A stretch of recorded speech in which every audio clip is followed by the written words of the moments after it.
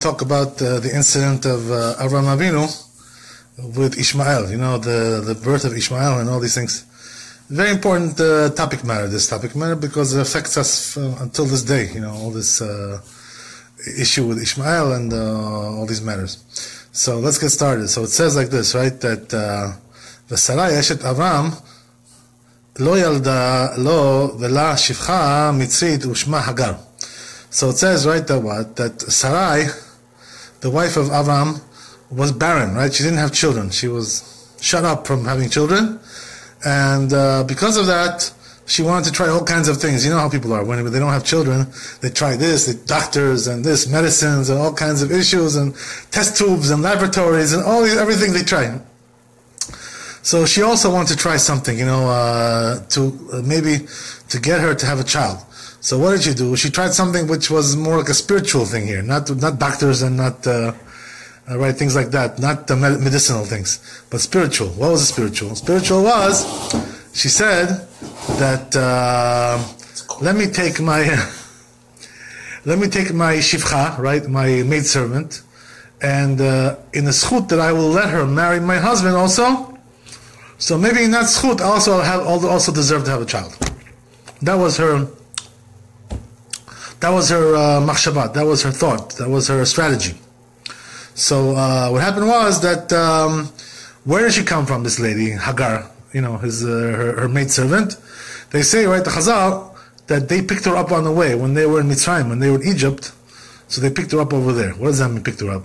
As you know, right, that what happened was that when they went to Mitzrayim, so Sarah got taken by Paro, mistakenly, right? You know the story? So what happened was that at that time, when Sarah was taken by Paro,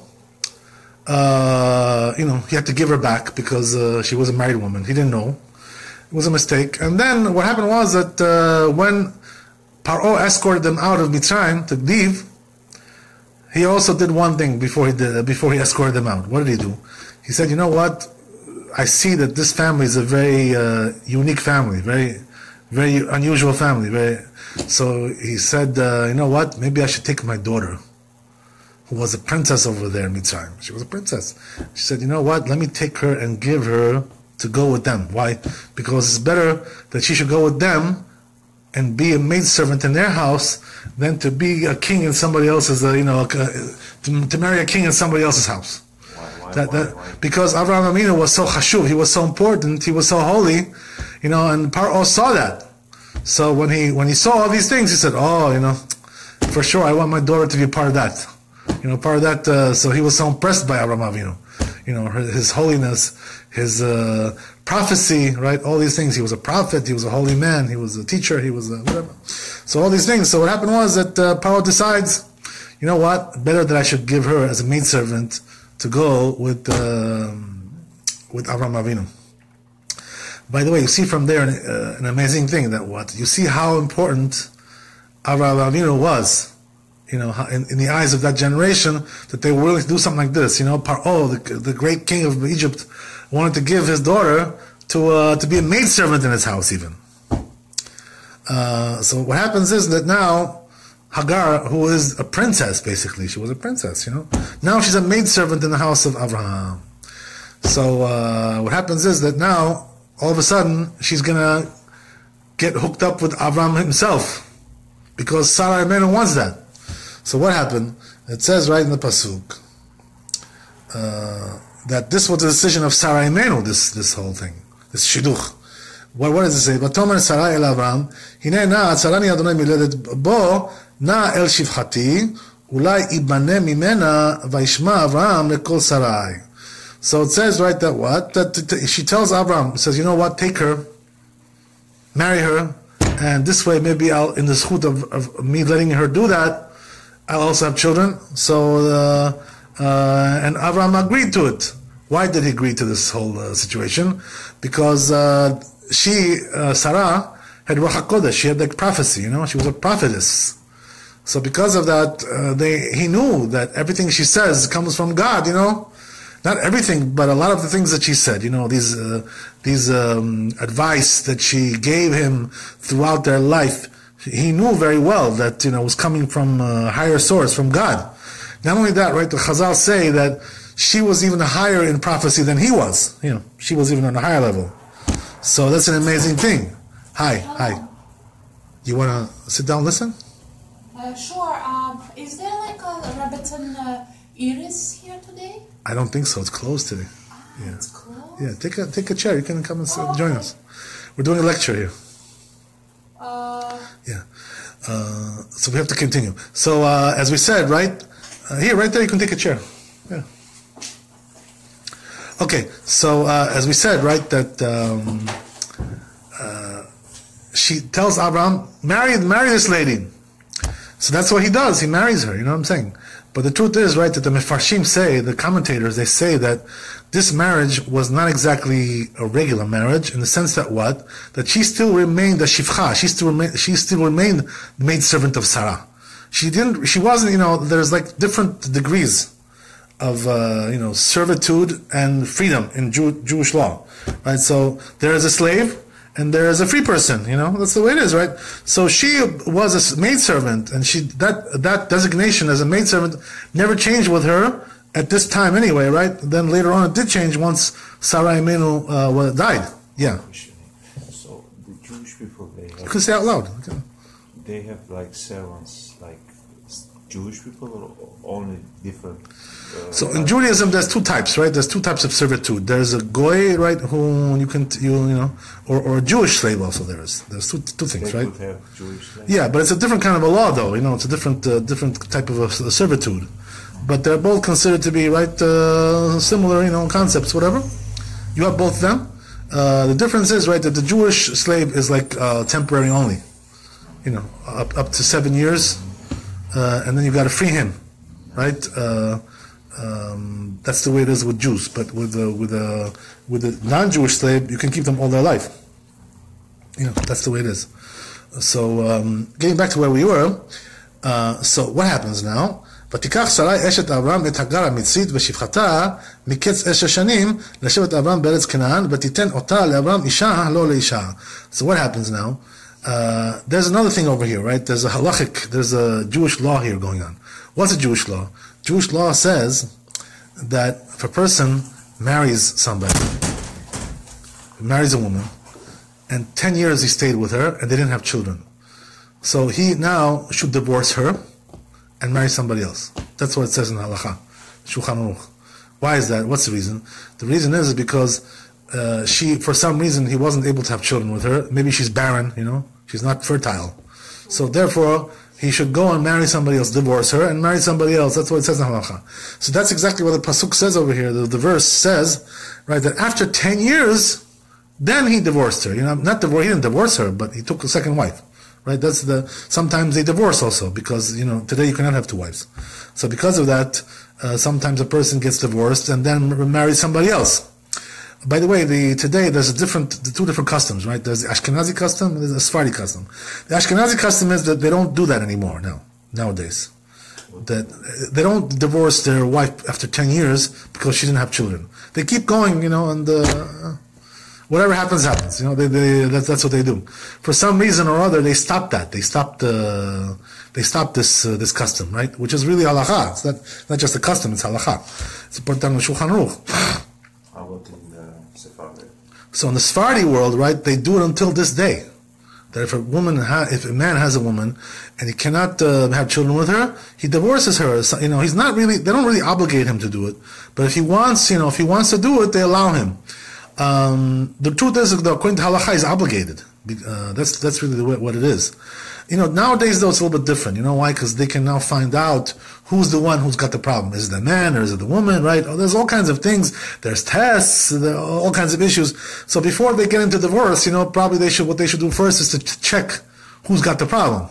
I know one couple who happen to be relatives of mine, and they've been, for quite a while checking, to see who's got the problem and so forth, so on. And they seem to know who's got the problem.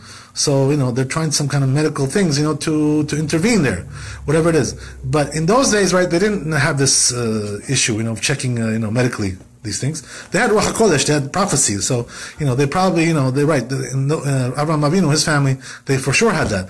Not every family had the Ruach HaKodesh, but, there was there was a Navi, there was a prophet that they could go to and ask him, what's the problem? Why aren't we having children? And the prophet would tell them, what's the problem? It's her or it's him or whatever it is, or both of them, whatever it is. Right? Something's wrong there, whatever it is. So, that's the way it was. So, but it says also another thing, which is that it wasn't 10 years after they were married. Because they were married already for a long time, much more than 10 years, Avraham and Sarah. They were married for 50 years and plus. They only had their 50th anniversary probably, you know what I mean? So what's the issue? Why then 10 years? They waited 10 years after they came to Eretz Israel. That's what it says in the Pasuk, right? Why, what difference does it make if you're in Eretz Israel? What, over there, it's something changes over there? So really the truth is, according to Halakha, there's no difference whether you're in Eretz Israel or you're in Rigo Park. Wherever you are, the halakha is the same. So then why did they dafka do after they came to Eretz Israel? Because this was a time that HaKadosh Baruch Hu commanded him to go to Eretz Israel. And he told him, he says, over there you're going to be zocheh, you're going to have merit to have children. So once he blessed him to have children, and then they waited another 10 years after that. That's what it was, right? So meaning what? That once you got the blessing, it should work. I mean, They knew already 10 years prior to that they would have the children. They didn't know anything. This was a test for them, even if a person sometimes has Ruach HaKodesh, he has prophecy, but he doesn't know everything. There are things that Hashem hides from him, you know what I mean? Doesn't tell him everything what's going on in the world. Only he knows everything. He tells them certain things that other people don't know, but doesn't mean they know everything. Sometimes it's hidden from them. So this for sure was hidden from them, this whole idea. But the thing is, it was a test, to see if they would pass this test, and so forth and so on. So what happened was that 10 years passed by, and the bracha was given, the blessing was given, and still nothing is working.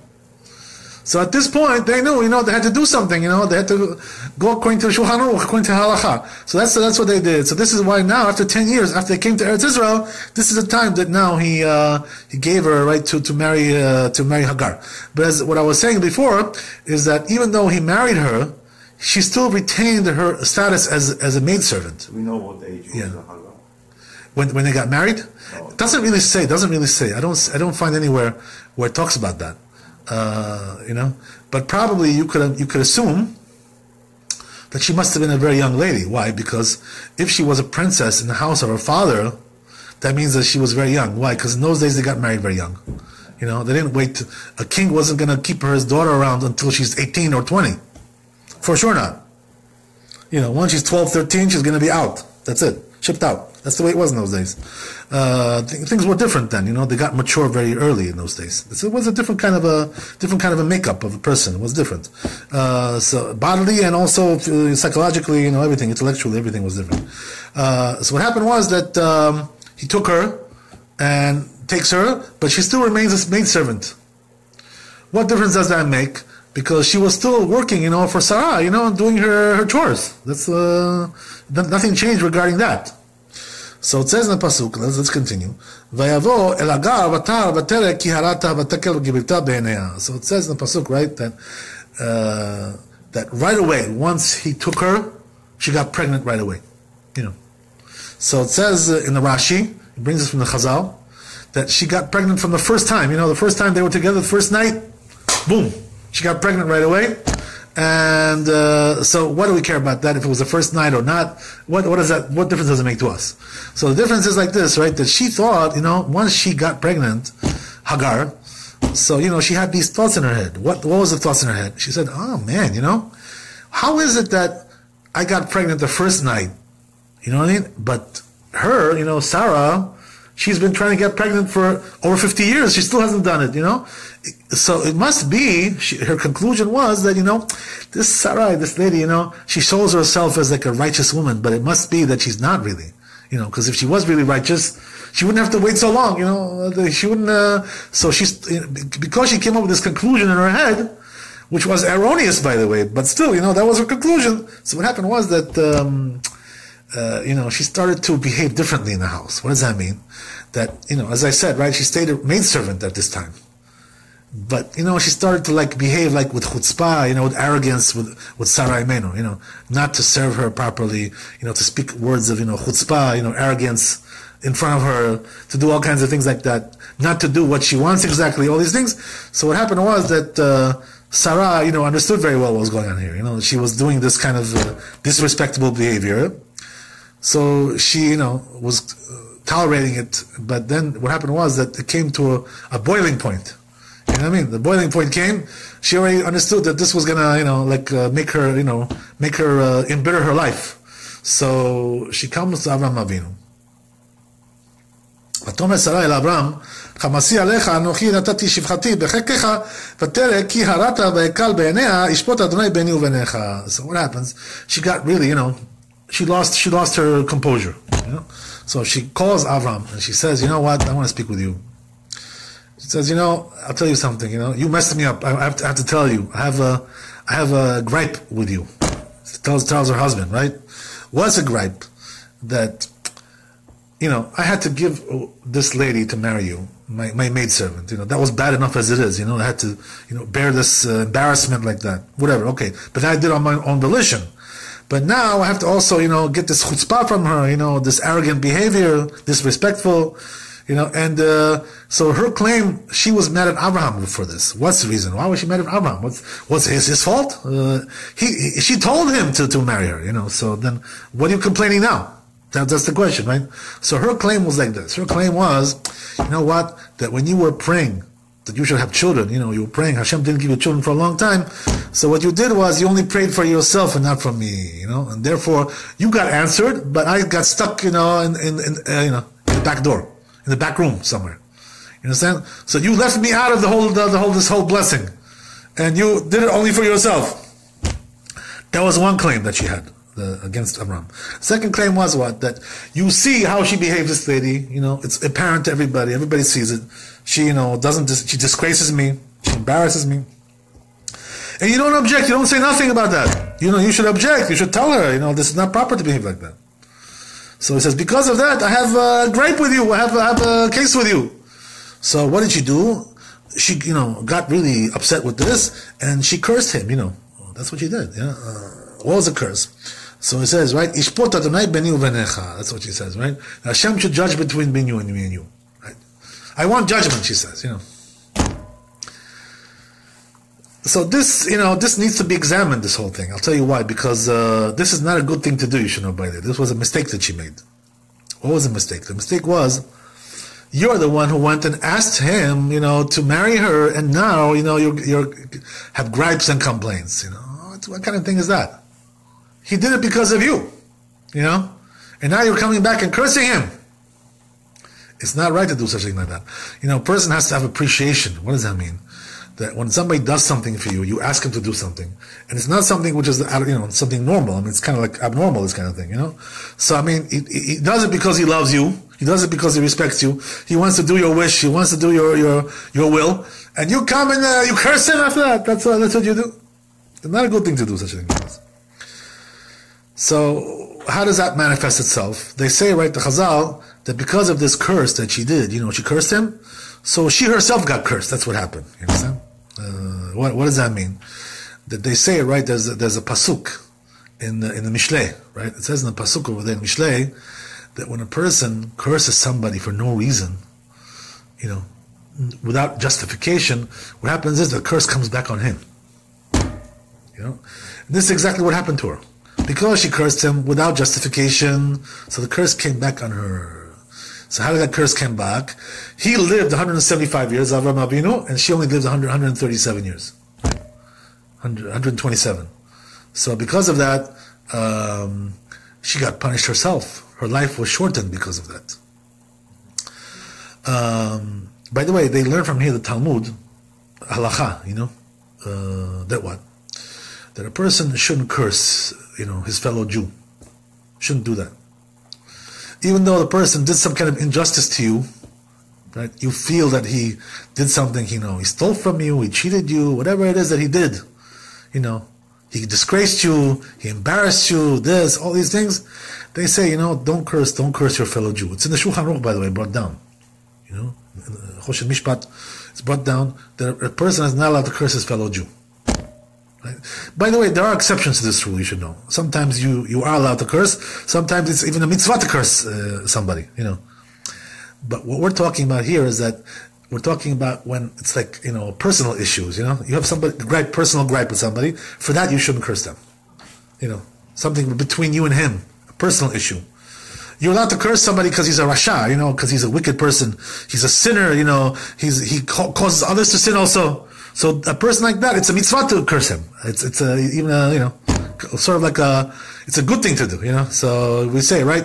That's why we have a custom in the Jewish people that when we mention the name of a wicked person, we say imach shemo v'zichro. What is that? It's a curse, What does that mean? That we mention his name and we curse that name because we know it's associated with a wicked person.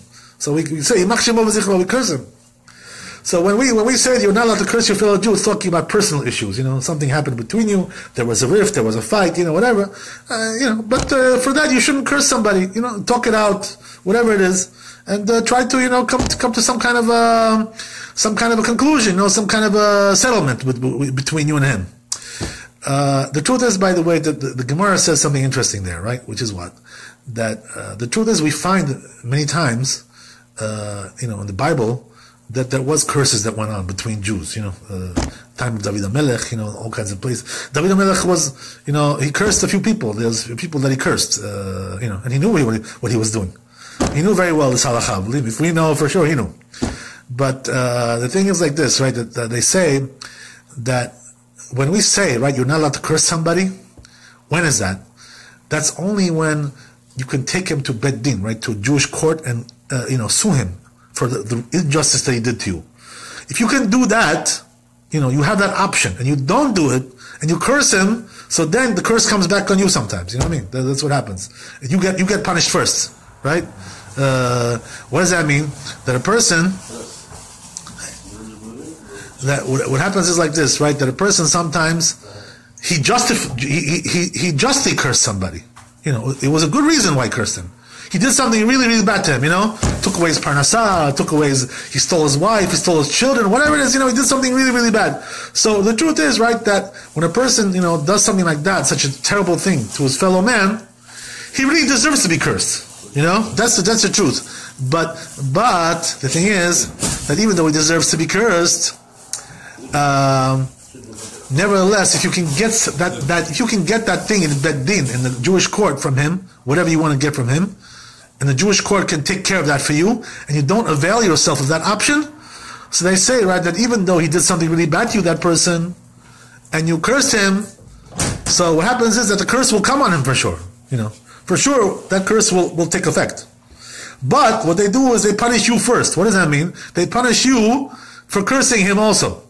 Why? Because you could have taken him to the Bet Din, you could have taken him to the court. So when a person doesn't have that option, of going to court, sometimes there is no Bet Din. There is no, also sometimes there is a Bet Din, but they don't have the power to enforce their verdict. In many cases, especially nowadays, right? They don't have the power. You have to sign arbitration papers. If you sign, so then you're obligated to do whatever they say. But if you don't sign, so they can't really do anything to you. They can't really do much. They don't have the power, so whatever it is.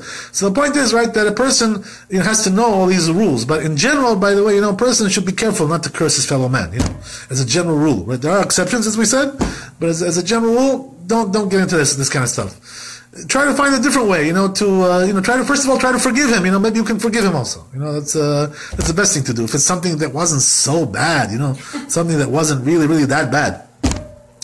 They say, by the way, in the Talmud, that there are certain things that a person can do to you which are irreversible, So really there's no forgiveness for that. There's no way to correct the problem. If a person stole from you, he can return the money. Okay, fine, that can be rectified. But there are certain things that you cannot return. What for example, right, the Gemara says, if a person had a wife, right, and his friend committed adultery with her, right? So there's no way to fix that problem. What does that mean? That now she's not allowed to be with him anymore. So she has to divorce him. You understand? So what are you going to do now? What are you going to tell me? Oh, please forgive me. Forgive you. How can I forgive you? You took my wife. I can't be with her anymore. That's it. I lost her forever. So a person cannot forgive for something like that, really, so much. I mean, he can forgive him, but really, it's not a real forgiveness there. You know what I mean? Because the situation has been, totally ruined. There's no, you can't really fix it. So, it depends on the case as well, right? What he did to you and so forth and so on, there's different things, there's different levels, different degrees. Okay, so getting back to what we were saying. So what happened was that she was punished, as we said, right, because she cursed Avraham Avinu, right? And by the way, she should have known, she lost her temper there, you understand? She lost her composure, but really she should have known, that for sure a person like this, Avraham Avinu was a big tzaddik, and a prophet and a navi and a chacham and all these things. The leader of the religious movement in that generation. All the religion was in his hands. All the real religion. So after all that, to curse a person like him is a terrible thing to do. You know what I mean? Such a tzaddik like that, to curse a tzaddik. What did he really do? What did he do? Okay, maybe he should have said something to her. You know what I mean? Whatever. But, not for a person, for a thing like that, you don't curse somebody, Oh, why didn't you defend me? Why didn't you come to my defense? So for that you curse him? It's not such a, not such a severe thing because he didn't say something. Okay, maybe you should have, but, for that you don't curse, especially a person like that, a tzaddik like that, to curse him. This was a big mistake what she did. She definitely, was not the proper thing to do. But, it was in a moment of anger. They say, right, that a person is not, sometimes they say, right, there's like a proverb they say amongst the people, right? They say that you can't judge somebody for what he does in a moment of anger, in a moment of rage. Sometimes a person he's desperate. So he can say something or do something which is not really rational. But because of his anger and rage, he is capable of doing something which is not really, the norm, right? That's the way it is. Okay. So let's go on. So says the pasuk, "Vayomer Avraham el Sarai, hine shivchatech biyadech, asi la hatov be'enaich, v'te'aneh Sarai v'tivrach mipaneha." Right? So it says right in the pasuk that once Avraham Avinu heard this complaint of Sarah, so, right away he was a humble man. So, he understood her suffering. So what did he do? Right away he said, you know what? Do whatever you want. It's up to you. Whatever, it's in your hands. Whatever you want to do with her, you can do with her. You want to be tough with her, you can be tough with her. You want to kick her out, you can kick her out. Whatever you want to do, you can do. It's in your hands. After all, this is your project. I'm just, on a sideline over here. This is your project. You're the one who chose to do this arrangement. So it's in your hands. Ishmael was born this time. Yeah, not yet. She was pregnant at this time, right? So that's what happens, right? So what happened was that Sarai Menu did something now also interesting, right? What she did was that once Avraham Avinu gave her the freedom to do whatever he wants with her, so you know what she did? She started to behave rough with her, right? To treat her in a rough manner. So she was her maidservant, so she had to do what she said. So she told her to do all kinds of, difficult labors, hard labor, all kinds of things to make her suffer, to bring her down, to make her downtrodden, right? That's what she did. You understand? This was her reaction to this whole thing. So they say, by the way, the Mefarshim, the Ramban writes over here something interesting, right? That this was a mistake what she did also. Why was it a mistake what she did? They say, right, that all the suffering that we got from the Bnei Ishmael, from the Ishmaelim, is because of this suffering that she gave on her. You know what I mean? Because he made her suffer and made her work hard and too harshly. He treated her in a harsh manner. So because of that, Hashem paid, right, her descendants back because of the Bnei Ishmael, the sons of Ishmael, right, the descendants that make us suffer. This is the reason why this occurred. This was like a punishment for her behavior. That's what the Ramban says over here. He brings this down. Okay. So anyway, there's another thing, right, which is what? That they say the Chazal that because Sarah Imenu was angry at her about her disrespectful behavior, so what she did was she put evil eye on Hagar. Evil eye is evil eye, whatever. So he put evil eye on her, and because of that, right, she had a miscarriage over here. She lost that pregnancy. Yeah, that pregnancy, nothing came out of it. So what's the reason? Because she was angry at her, and when a tzaddik like that, the woman was a tzaddiket, is angry at you, you better watch out. Something may go wrong. You understand? So this is what happened to her because of her anger, and her resentment about the way she was behaving. She put an eye on her, and she lost her pregnancy. She lost it. That's what happened. So now what happens is that after all this suffering that she had, all this the affliction that she received from Sarah Imenu, so she couldn't take it anymore. She couldn't tolerate it anymore. So she ran off. She ran out of the house and just scrammed. That's the way it was, right? That's what it says in the pasuk. So then, all of a sudden, she's somewhere in the desert, right, running off, and comes to her an angel, right? This angel comes to her, right? וימצא מלאך אדוני על עין המים במדבר על העין בדרך שול. ויאמר הגר שפחת שרי אין מזה בת ואנה תלכי ותאמר מפני שרי גברתי אנוכי בורחת. So the angel comes and tells her, where are you going? Where are you running to? So she says, my mistress is giving me a hard time, I can't take it anymore. I'm running away from her. That's it, It's intolerable already. So the angel hears this claim. So you know what he tells her? ויאמר לה מלאך אדוני שובי אל גבירתך והתעני תחת ידיה. So he says, you know what? I want you to go back to the house of Sarah and let her do whatever she wants to you. In other words, that's good for you that you're going to get that, So go back and tolerate it, suffer a little bit. No big deal. And from that suffering, right, it'll be good for you. That's what the angel tells her. So the angel tells her, right, also I'm going to give you lots of, offspring, right? You're going to have a big nation coming from you, lots of offspring.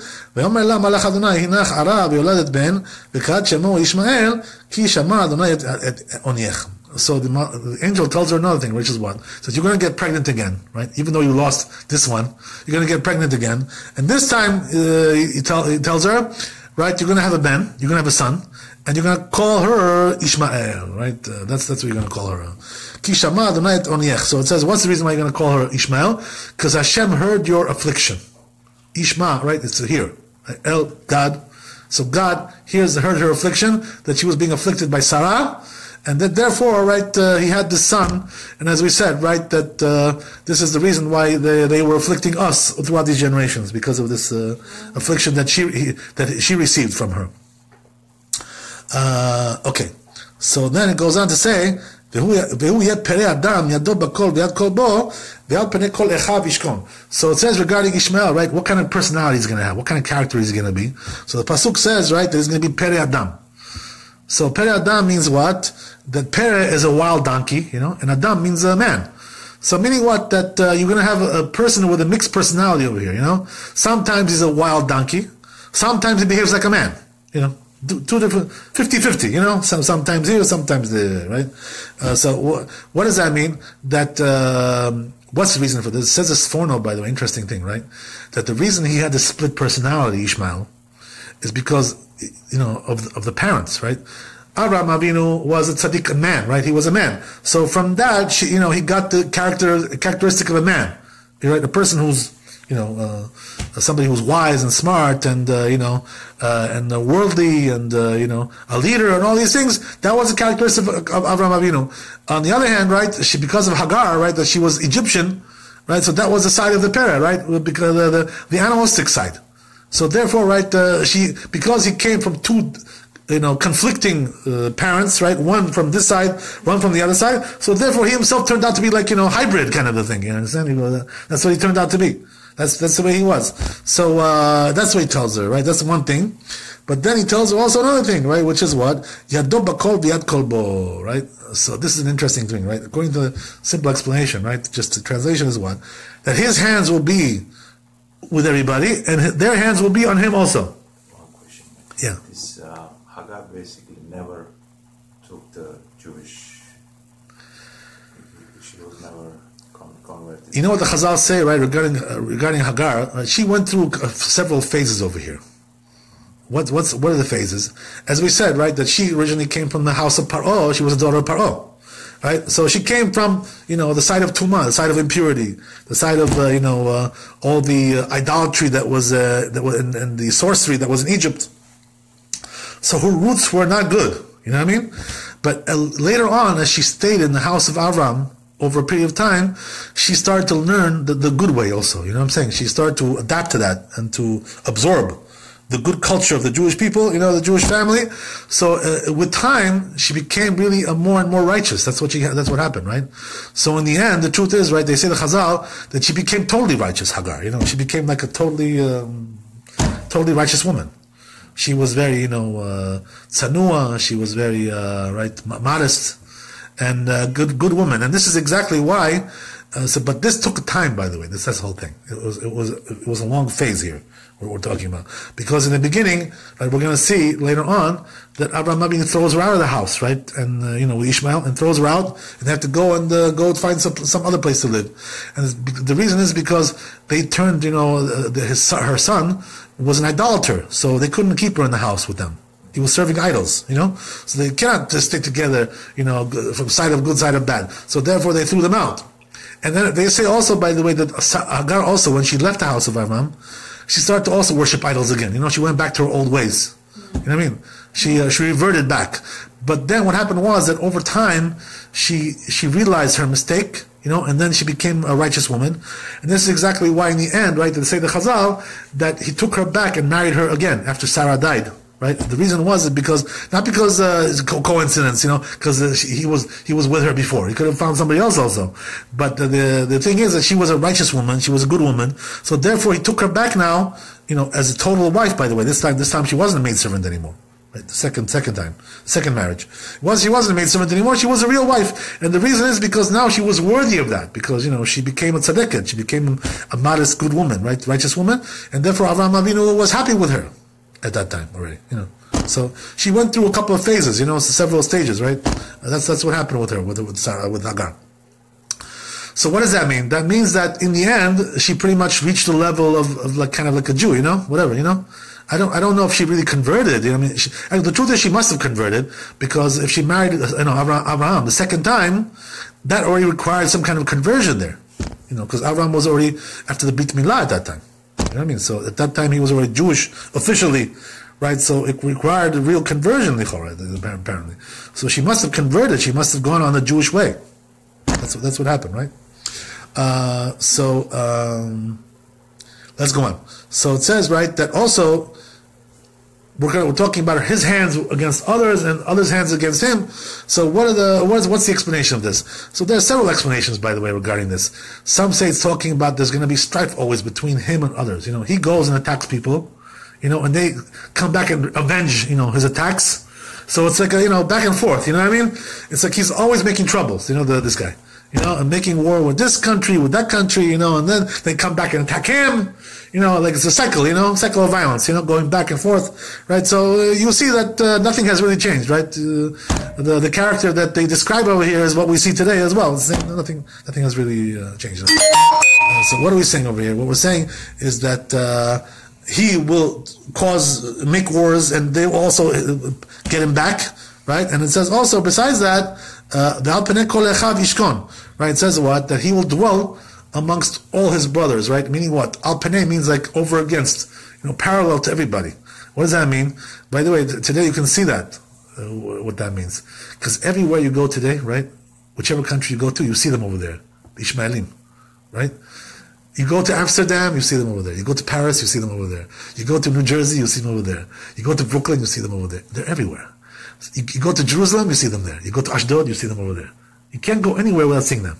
So what does that mean? That you see from this verse, that's what it's saying, right? That wherever you go, you're going to see them right in front of your eyes. That's what it is, they're everywhere.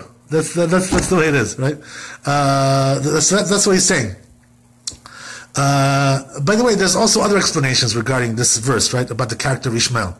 That they say, right, that as well, is that Pere Adam, right, this designation of Pere Adam, that what happened was in the beginning, he was like a pere, wild, in the beginning, when he first was born, when he was young. But then when he got older, he did tshuva, Ishmael. So he became righteous man.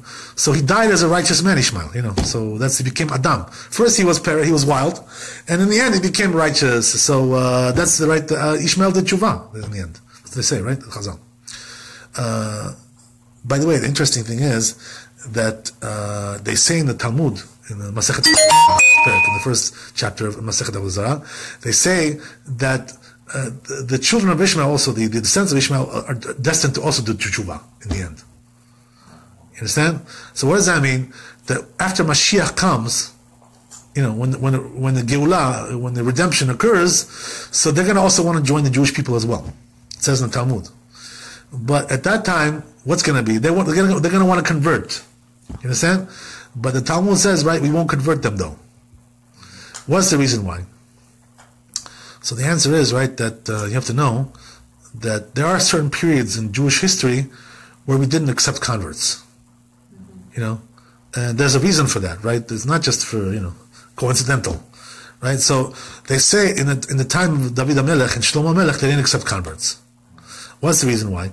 Because when David and Shlomo were the kings, the Jewish people were on like a high plateau, they were considered to be very powerful and very wealthy, very successful and all, because they were afraid, so the people were converting because of the success of the Jewish people. They didn't want that, They want a person to convert because they love Hashem, they love God, not because they love the money of the Jews and the success of the Jews. They don't want that.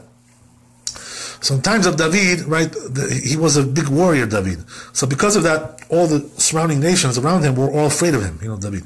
So they were, shivering in their pants. So because of that, they suspected they were converting because of fear. That was the reason why time of David didn't. But in time of Shlomo, it's not because of fear. There was no wars at that time. There was no fighting. There was no battles. Almost nothing.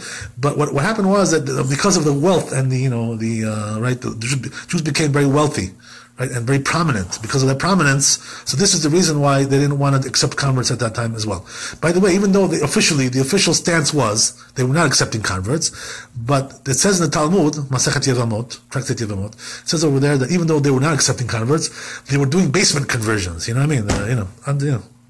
Yeah. So what does that mean? Officially, it wasn't, but underground they were. So what's the reason why they were doing underground? So the reason is because they had what you need to do conversion. By the way, you need a bet din, right? What does that mean? You need 3 Jews, kosher Jews, So meaning what? That even somebody like 2-3 regular guys, who are keeping mitzvot and keeping Shabbat, they can also, technically speaking, they can also do it. So therefore, what they did was if they wanted to convert somebody because they saw the person was whatever, for some reason, there's many reasons why they convert. So what they would do is they take him in the house, do a conversion in the house, without going to, because officially it wasn't done. It was banned. So what they did was they did it quietly. So they say, the question is, right, these conversions they did quietly, are they accepted or not accepted? So it says in Talmud, right, that in the end, what happened was that they got word of this, that there was a lot of conversions, by the way. They say that in that time, there was 150,000 conversions done. Basement conversions, under the table.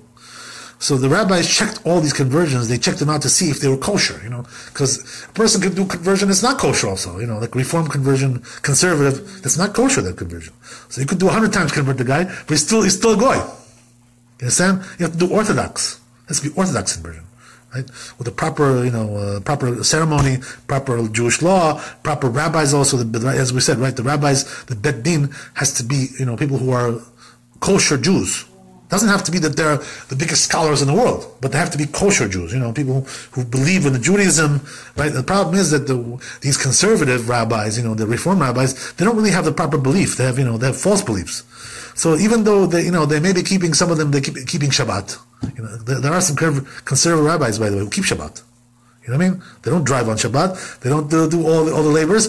But because they have these false beliefs in their head, heretical beliefs, so Rav Moshe Feinstein, one of the big rabbis of our generation, he says that their conversion is invalid. So therefore, even if the rabbi was religious, the rabbis were religious that they did it, but because they don't have the proper beliefs, they have heretical beliefs, so therefore their conversion is invalid. That's what he says. So therefore, what do we do?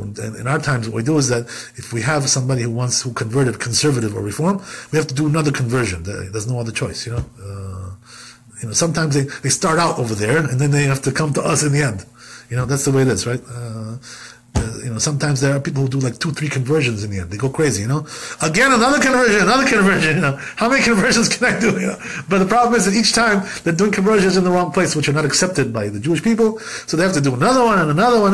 By the way, sometimes they go too far with this, Sometimes they just require them to get another conversion because, there's politics between the different factions, This faction doesn't accept this faction, all these things. There's a lot of politics going on also. And by the way, this is not good. This is not a good thing, When it comes to that, when you have like people who are really, God-fearing Jews, Orthodox, really God-fearing Jews, and still they don't accept their conversion because some kind of politics still going on there. It's not proper really to do this kind of thing. They're just making the convert, go crazy. It makes them crazy with all these. Again, another conversion.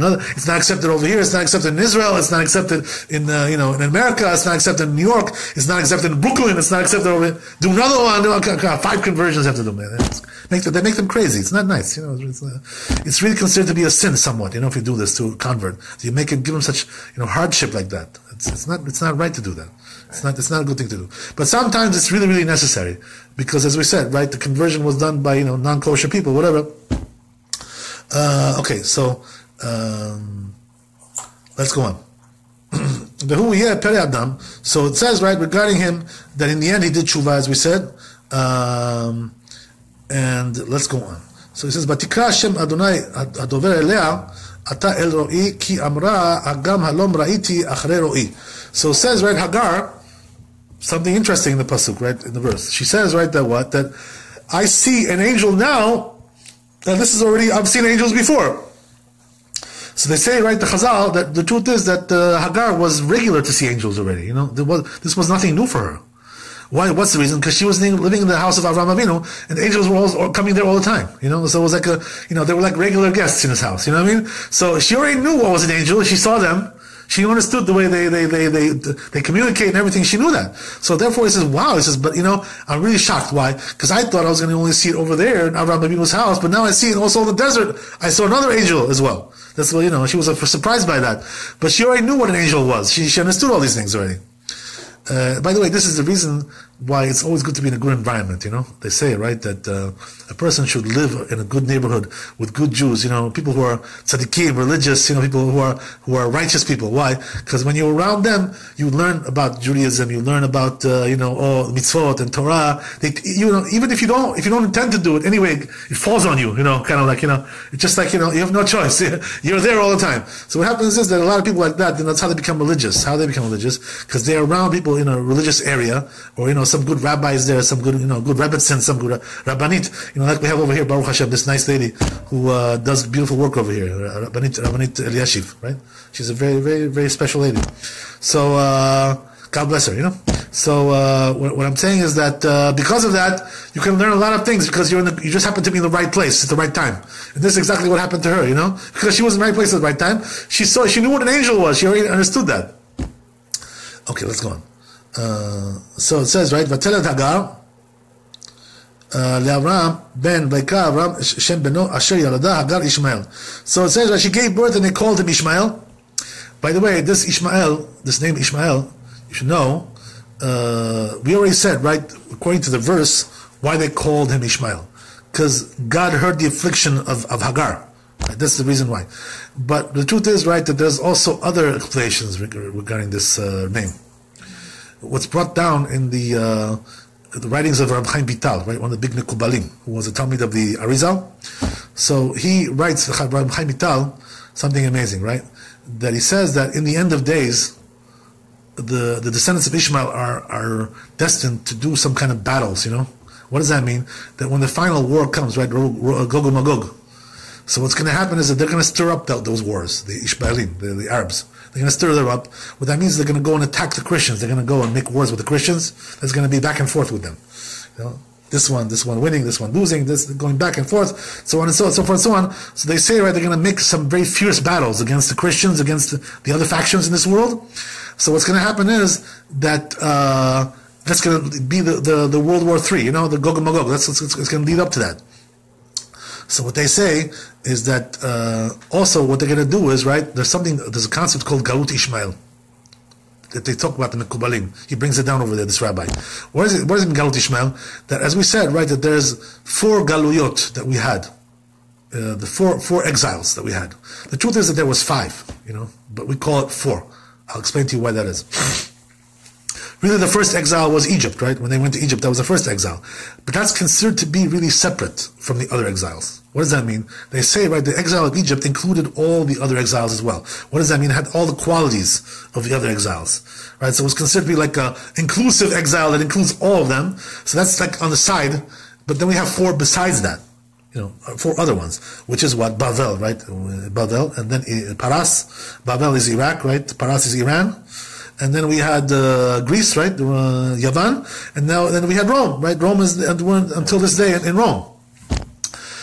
Even though, by the way, we don't have a Roman Empire today, but the progenitors of the Roman Empire in Europe, and the Christians, they're the ones who are considered to be Rome. So, we have different names now, but it's the same character. You understand that we're talking about the Galut of Esav, right? The descendants of Esav are the ones who made this Galut. They're the ones who destroyed the second Bet HaMikdash, as we know, right? As is brought down in Talmud, Masechet Gittin.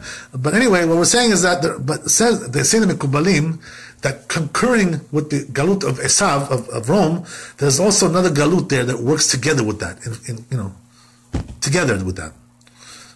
What does that mean? There's also Galut Ishmael. Right, the exile of Ishmael, of the Arabs. So what does that mean? That this Galut is together, one with the other, right? Esav and Ishmael, they're doing the Galut together. As a group, right? Partners, they're partners in this Galut. What does that mean? That they afflict us from one side, and from the left, they afflict us from the right, right? So we're surrounded with enemies. You understand?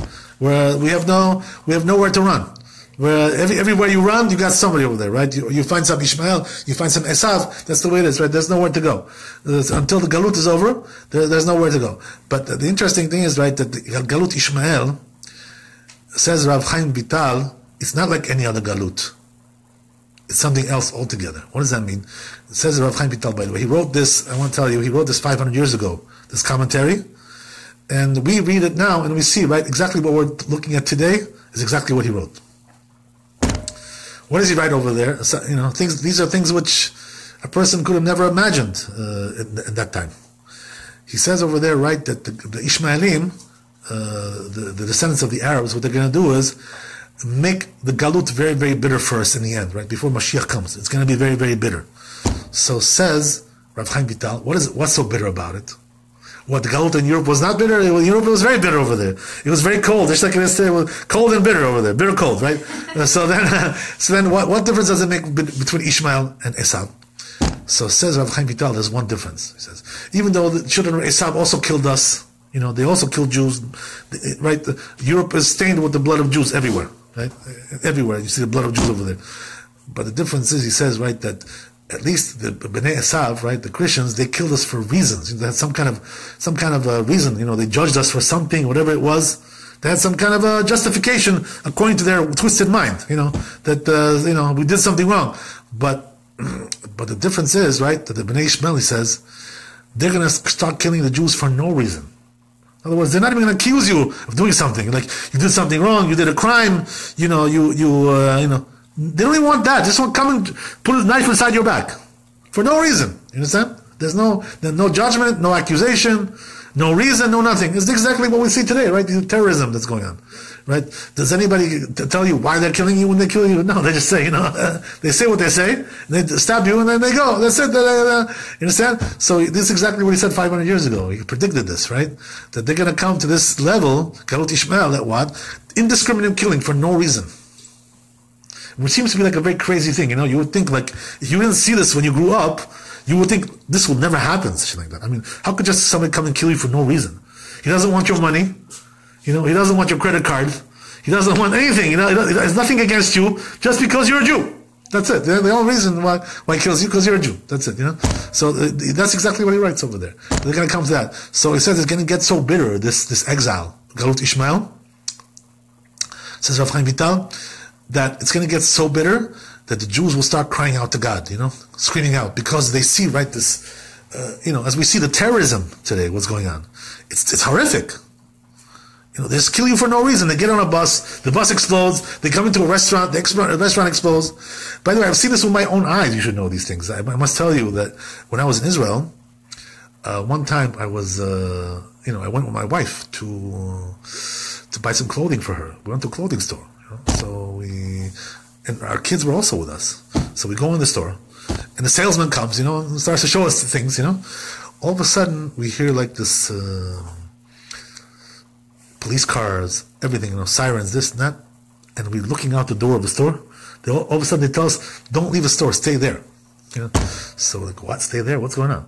So apparently there was a bomb in one of the cars, that they suspected there was a bomb there, whatever. So they came to neutralize the bomb, and it was nobody could move. So we had to stay in the store, and it was like, you wouldn't, when you live in Israel for quite a while, you witness this with your own eyes many times, these kinds of things. And by the way, now we see all over the world these things, right? Not only Israel anymore, right? It started in Israel, and now it got exported to all the other countries as well. That's the way it is, right? By the way. And they warned them about this, you should know. The Israelis, right? The Jews, they warn, right? If it starts over here, you should know, and you don't object, it's going to come to you too, in the end.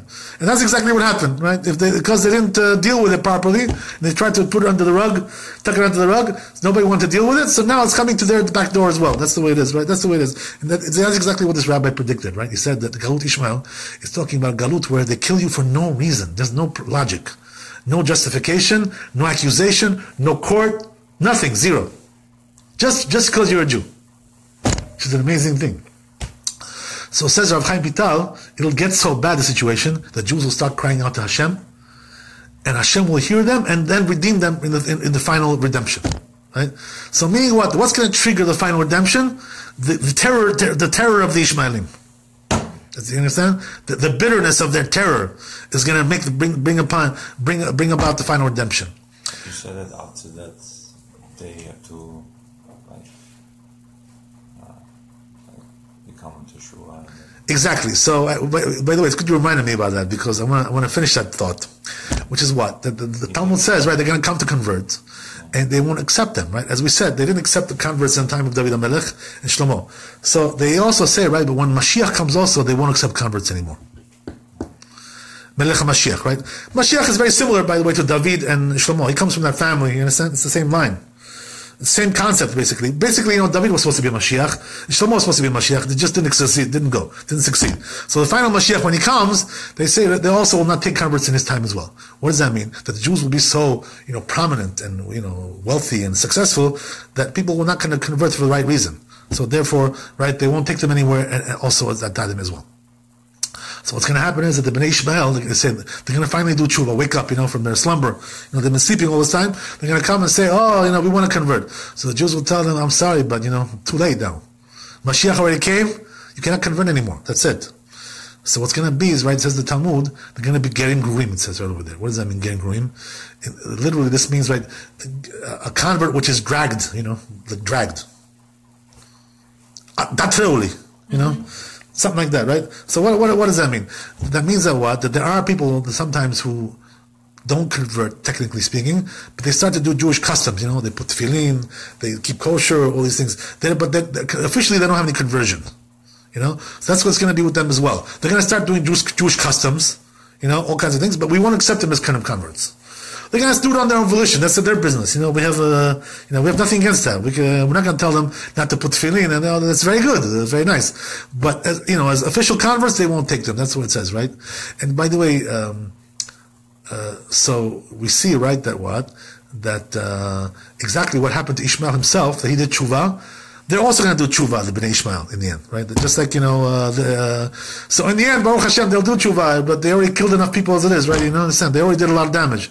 And you see from there, by the way, that it's good that they won't accept them as converts. You know why? Because after you do all this, how many Jewish, how much Jewish blood did you spill? Now you want to come and, convert, and after all that, after you've been, afflicting the Jews for 2,000 years, now you want to come and convert. Very nice, it's a little bit too late.